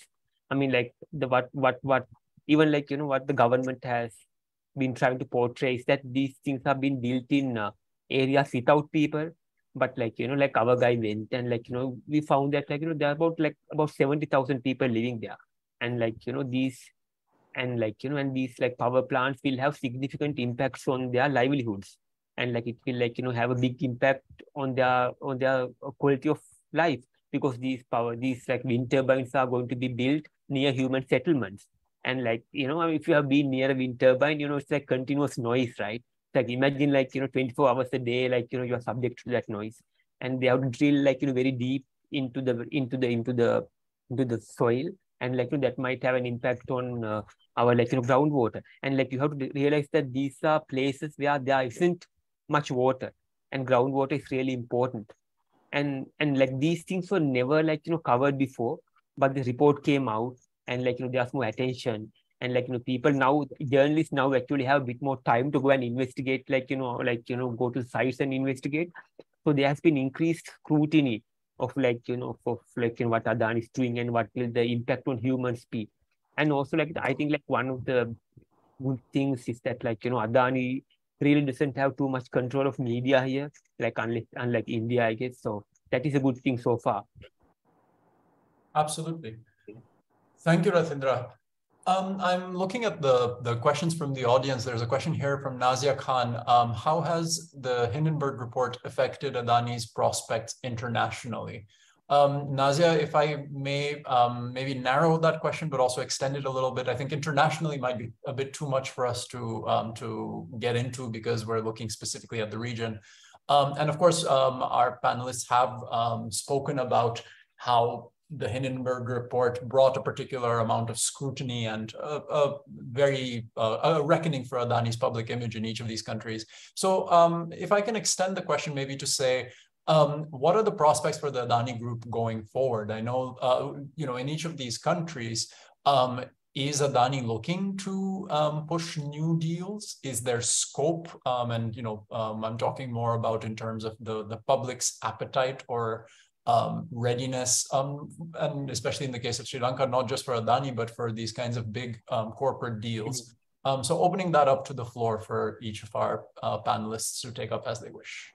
So if I can start, before the whole report came out, there was a lot of speculation that Adani really wanted to come into our power and energy sector. There was rumors that he wanted to buy a stake at the Ceylon Electricity Board, and was really pushing it because we were going to divide the whole electricity infrastructure into 6 parts, and there was speculation that he was going to take over generation aspect of it, which is actually quite a profitable part of our energy production. And and unfortunately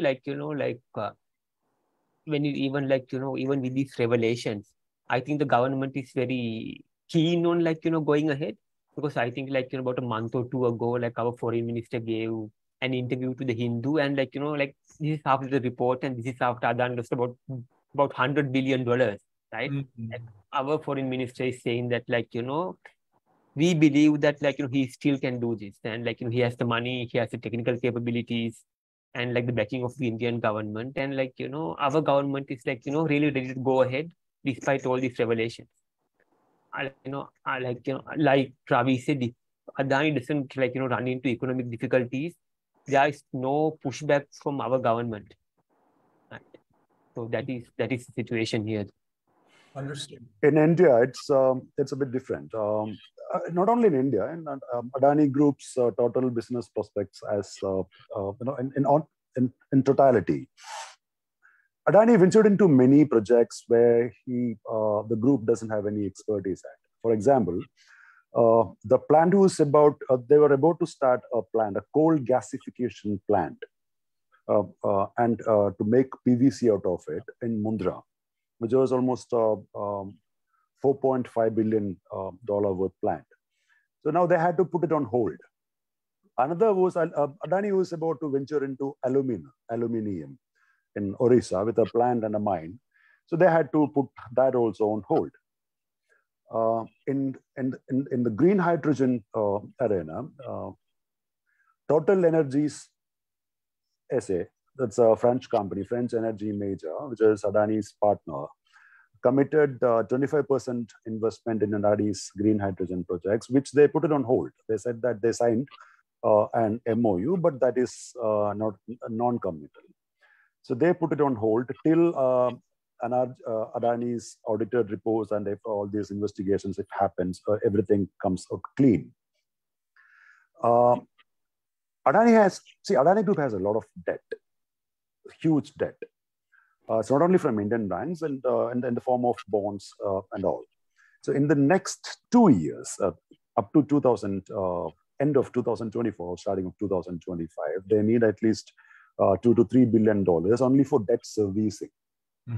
Okay. So in this current scenario, that's why I pointed out that they didn't start the work of the container terminal in Sri Lanka. So maybe that's why in the investors call, Karan Adani said they are trying to monetize the port in Yangon in Myanmar. They're trying to monetize it. That's what they said. So probably they're trying to sell it out. The other thing is that Adani Group has they need a lot of money right now, because they have in 2019 through I'm openly saying it, the bid was rigged. The government of India rigged the bid to privatize 6 airports and gave it to Adani. Okay, Adani didn't rig the bid. Government of India rigged it for Adani and gave those, because on that time the Department of the Wing of Finance Ministry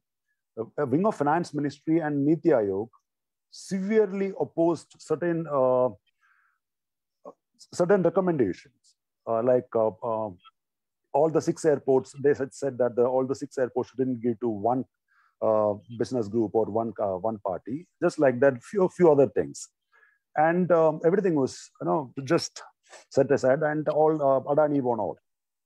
So when Adani took over, it was privatized because the private person who's going to manage and operate this airport for 50 years has to invest a bit. So then when they floated an FPO in the follow-on offer of Adani Enterprises Limited in January, the day Hindenburg report came out, 24th January, the prospectus of that offer very clearly stated that they are going to invest for nearly 4,500 crore rupees for the development of Lucknow Airport from the money whatever they are raising. So as of now, that is gone. So just like that, for most of their work which they already started, if they have to complete it, they need so much money. And at the same time, with the current revenue what they are generating, the profit what they are making, they have to service their huge debt. So it's a tight situation. So just like earlier, they will be reluctant to put their hands in every nook and corner of the country on everything what they say. So that kind of scenario will not be happening. And they already announced, the group already announced that they are revising their capex, means the capital expenditure plans for the next couple of years. So after that, let's see, maybe some more things will come out. Let's see how it works. You have to wait and watch. Thank you, Ravi. We are looking at the last 5 minutes of time. We have a hard stop at 7 p.m. India time. For everyone in the audience, if you've got questions still, please do put them in the chat and we'll try and quickly cover them. Meanwhile, I did want to put another question. Maybe Zia, I can put this one to you.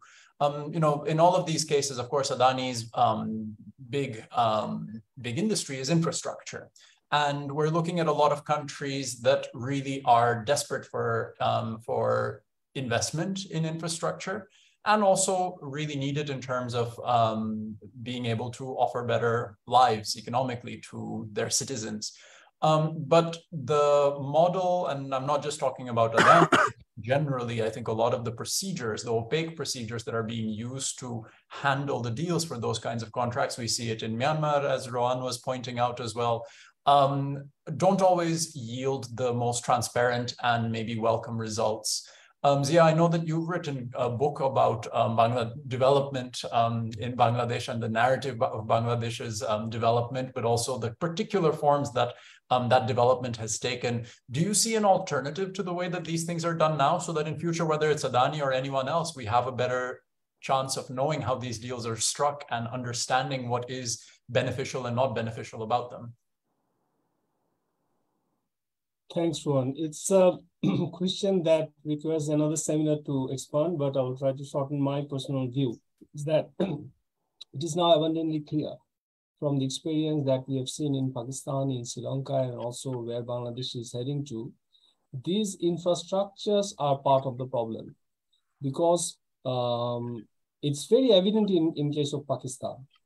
When, whether it's a investment from outside or whether it's a country investing from their own resources, these infrastructures need a lot of input from the foreign lands. And then these infrastructures, it takes a heavy toll on the balance of payment. And then since the countries in the development stage of, Bangladesh, India, and Sri Lanka and others, they have a lot of non-transparent deals. So the cost is always overrun. And then again, these infrastructures does not give the return on the investment so that it can pay for itself. Mm-hmm. So there is a very clear literature emerging in development economics, and I'm a student of development economics. And there is a couple of influential economists now, their argument is that that without much value addition, this infrastructure is actually bringing these current account deficits, this investment on these infrastructures. And sadly, I also follow a lot of discourse about the World Bank and IMF. They do not look at this particular aspect of it. They think that this infrastructure, when this investment is done, is going to take a country economy towards full employment. And then when full employment is generated, then there will be growth on the GDP. On the other hand, I have been particularly engaged in one particular project in Bangladesh. And in that project, I have seen that by that time, around 1 billion has been invested. Not more than 3,000 or 4,000 employment has been done, because most of the equipments are coming from outside. Mm-hmm. So countries need to look at this, need for large investments to legitimize governments that is not, legitimate enough, and then funding it from the foreign resources, funding it from the big corporations, and then putting it into the debt trap, and then going into a scenario where it cannot defend its reserve anymore, then the currency is devalued, and then these infrastructures spread inflation across the whole population. So this model of development has to be curtailed. The alternative is that countries has to look at developing infrastructure from their own resources, and then more value addition from their own resources. And also, when investment is required, getting into more long-term deal with multilateral organizations. However, we're critical of them, World Bank and IMF, even AIB. When these are long-term deals with 15 years and 20 years plus deals with very low interest rate, those things can save a country. So that is my view on this. Zia, one sec. Bangladesh has to pay to Adani in dollars. Yeah, exactly. That's what was my point as well. And same pattern in Sri Lanka as well, which I think in the current state for Sri Lanka and Bangladeshi economies, that's a very big concern. A couple of other questions from the audience. Anubusib in Nepal is asking, should Nepal be careful of Adani investment? We do not have an expert on Nepal on the panel today, but as a Nepali myself, I think that Nepal should absolutely be very careful. And I think that journalists back home should be looking at that deal. I think so far it's just, I think, in conversation from what I understand. But I think that that deal and every deal, as it should be under democratic government, should be subjected to a fair deal of scrutiny. And Anusib, I think, apologies for not being able to go into that in more detail today, because we don't know much about that deal because it's something that is still so new. But yes, I think Nepal should absolutely be careful. A question from Setan. Ravi, this is to you specifically. Adani company shares are a little bit booming. Do share your views on that. Where is the money coming from? Is Rahul Gandhi right? I guess basically with the money that got kind of sucked out, or rather evaporated with the Hindenburg revelations. Very briefly, what's your sense of the current state of the Adani share price, I guess? I don't want to go into the political part of the Rahul Gandhi part of that question, but in the case of Adani companies, after GQG partners invested in the company, kind of investor confidence has come back. But it's not as earlier. See, I mean, even now, in my personal opinion, even now, some of the companies' shares are overpriced. So see, the share market works on speculation, right? If you look at this, that's how it always been. It has always been. People invest in the company looking at the prospects, that how solid is the company, how it is, how is it's the basics and its fundamentals. If you invest today and if you want to sell it tomorrow, how much you can earn.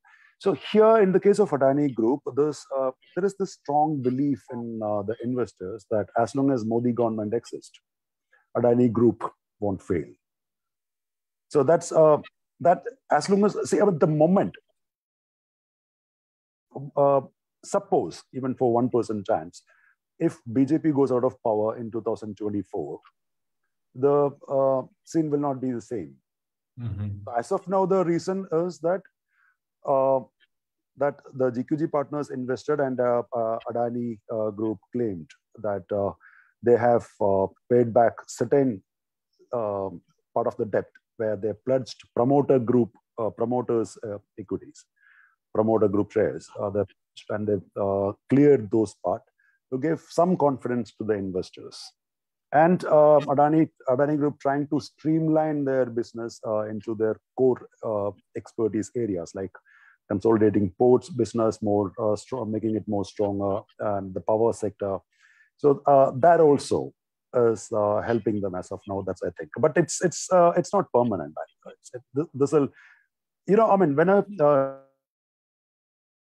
Hindenburg report comes in or any scams are alleged, you consider that as the starting point. Then what happens is many people start to investigate that, and this is a long process. Mm-hmm. So the entire process, I'll say it will take around 2 to 2.5 years for the complete thing to come out. So what's going to happen by then, we cannot predict now. Yeah, because a lot of skeletons are going to stumble out of the cupboard for sure. Thank you, Ravi. We are out of time, so I'm going to wrap things up. I want to say another massive thank you to all of our panelists, Rohan, Zia, Ratindra, Ravi. Thank you for your time. Thank you for sharing your expertise and your knowledge. We could not have asked for a better set of people to do this.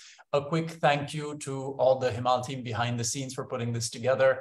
And the biggest thank you of the evening or morning or day, whatever time it is where you are, to our audience. Thank you to all of you for joining us. Just to wrap things up, wanted to just come back very briefly to something that Rohan was saying, where in Myanmar as well, there's been a lot of public scrutiny mobilized around the deal. And of course, Rohan is in Australia, where I think that the movement around the Carmichael deal really brought a lot of light, in many cases uncomfortable light, onto the deal, onto the way that Adani was working with the Australian government. I think that there's been lasting effects from that, not just on how Adani feels they have to do business, but also on how Australian politics operates, period.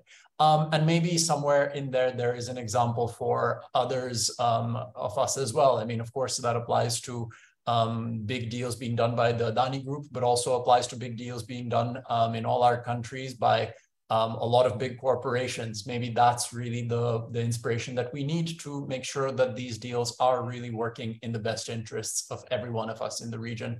With that, with another round of thanks to everybody, everyone have a good day, good morning, good night. And thank you so much. See you at another South Asian conversation. Thank you.